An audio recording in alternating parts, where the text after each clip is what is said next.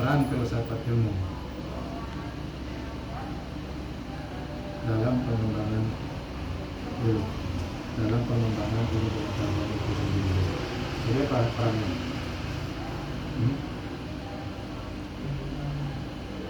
Apa perannya?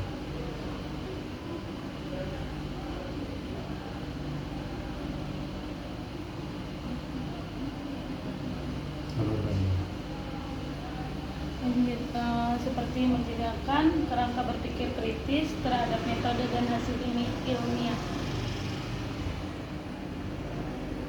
Peran? Iya. Peran itu apa? Menjadikan karakter berpikir kritis.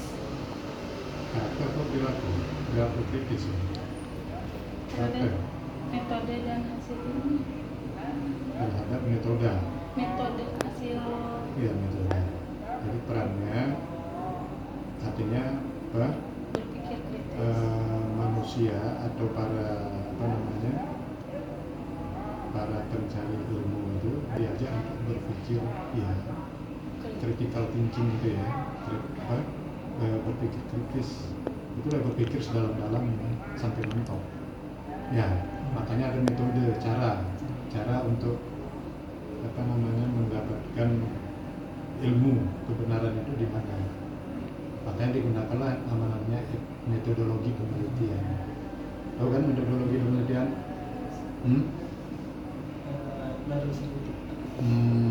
Metodologi penelitian itu cara-cara ya, penelitian itu kan tahu kan, riset.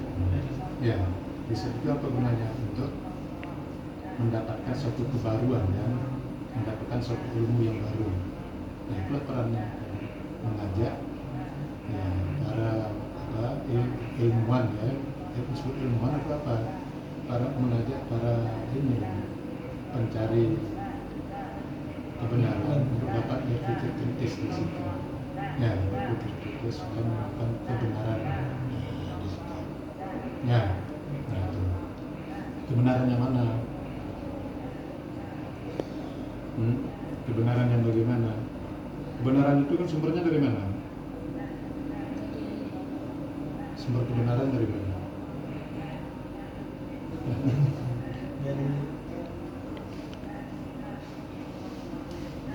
Ayo, sumber kebenaran dari mana?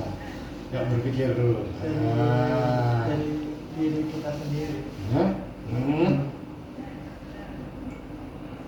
Sumber kebenaran berasal dari mana?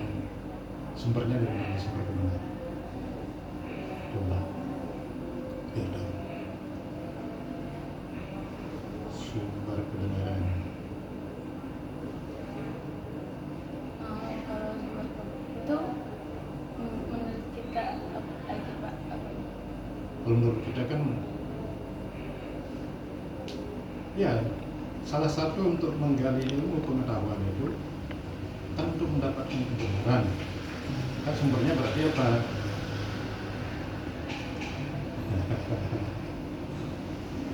Ayo, sumbernya apa kira-kira?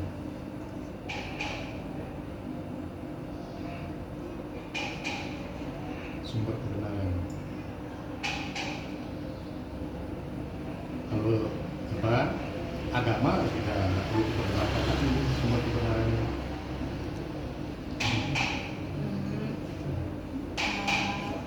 Setahu saya kebenaran itu kan dari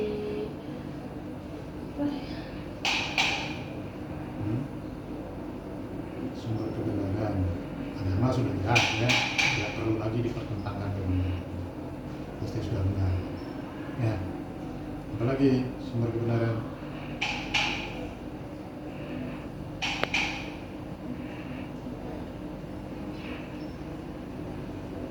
Filsafat ilmu itu mencari itu kebenaran, salah satunya mencari kebenaran yang hakiki.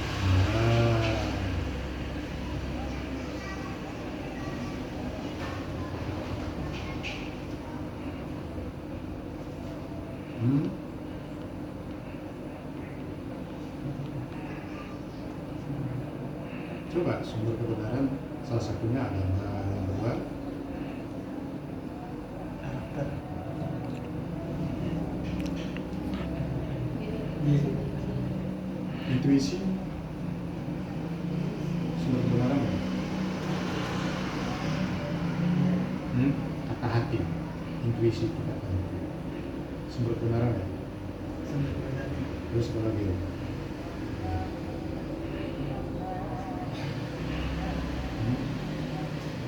Hmm?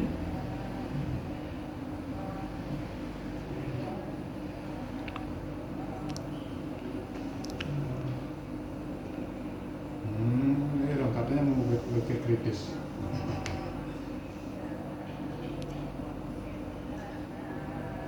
Filsafat, filsafat, wise, filsafat wise. Jadi ilmu tentang kebijakan.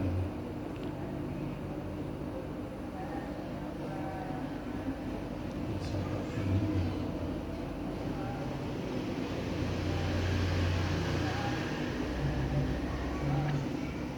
Hmm?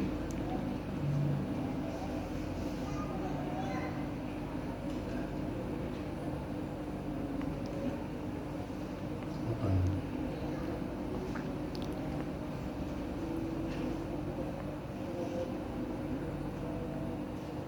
Apa bedanya filsafat? Apa?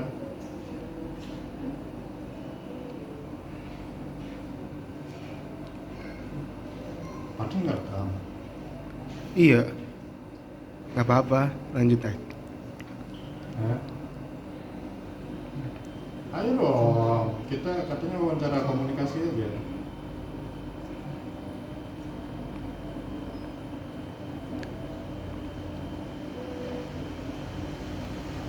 Ayo. Filsafat, berfilsafat. Gimana berfilsafat? Berfilsafat.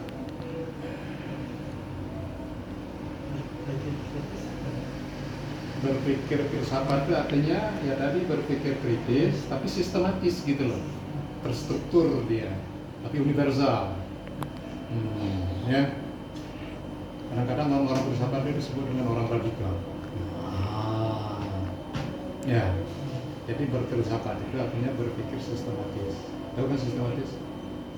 Terstruktur ya sistematis, terstruktur, apa lagi? Bersifat radikal dan universal. Universal itu artinya nah itulah untuk menjawab tadi nomor 8 dan 9 nomor berapa?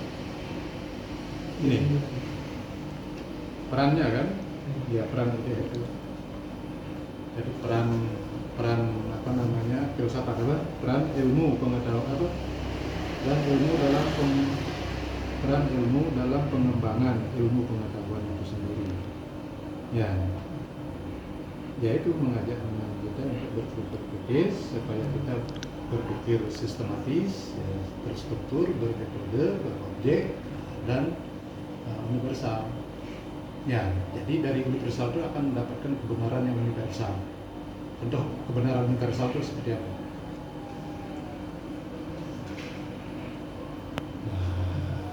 Apa yang dimaksud dengan kebenaran universal? Kebenaran yang bisa diterima oleh saya, diterima oleh adik, diterima oleh Fatin. Nah, itu kebenaran universal. Artinya kebenarannya bisa diterima oleh semua orang. Itu kebenaran. Kalau kebenaran cuma sendiri-sendiri, bisa disebut universal. Nah, filsafat itu. Contohnya adalah kebenaran Pancasila bisa dipakai dari Sabang sampai Merauke ya, oleh manusia atau masyarakat yang ada di Indonesia. Ya, masyarakat Indonesia religius, contohnya diterima nggak dari Sabang sampai Merauke? Nah itulah filsafat. Bahkan negara-negara dari luar juga yang beragama, contohnya yang religius pasti beragama kan. Nah, itu yang disebut dengan kebenaran universal ya gitu ya. Terus apa lagi?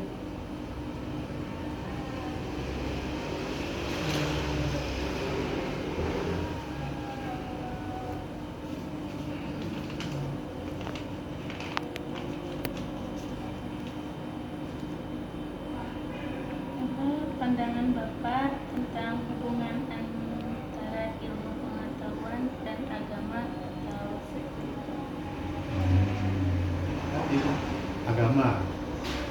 Agama tidak bisa dipegang. Tapi agama kebenarannya harus diyakini dan tidak boleh dipertentangkan. Nah, kalau ilmu pengetahuan itu perlu dipertentangkan, dipertajam, diperdebatkan, itu perlu. Ya, itu bedanya. Kalau agama, ya nggak usah, karena keyakinan itu. Ya, agama itu mengajarkan kita keyakinan terhadap sang pencipta. Nah, kalau ilmu perlu diperdebatkan, karena ilmu itu semakin berkembang, ya dinamis dia sifatnya. Nah itu. Terus apa lagi tadi?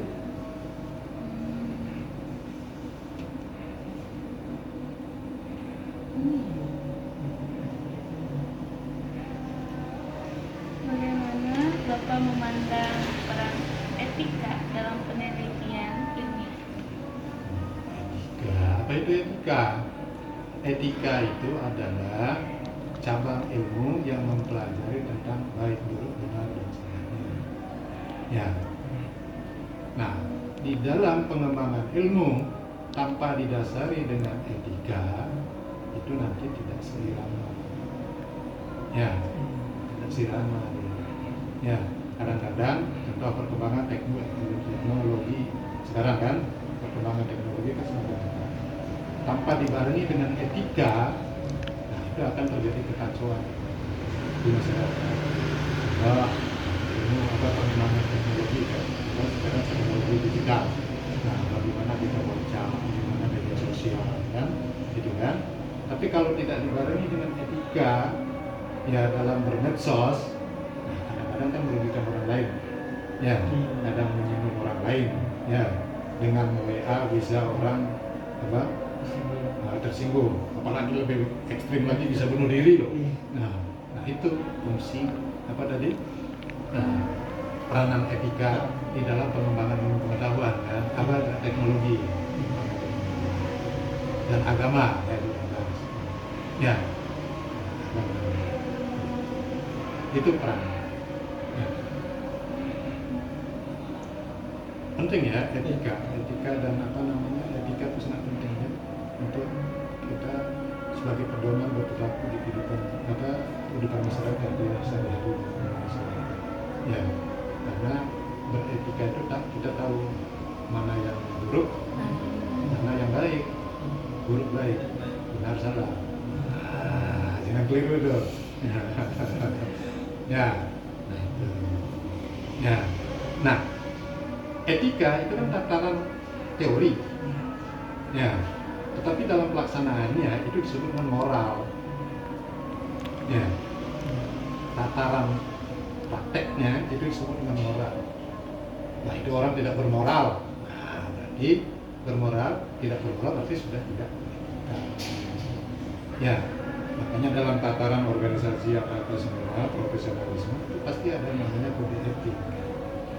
Ya, jadi etika yang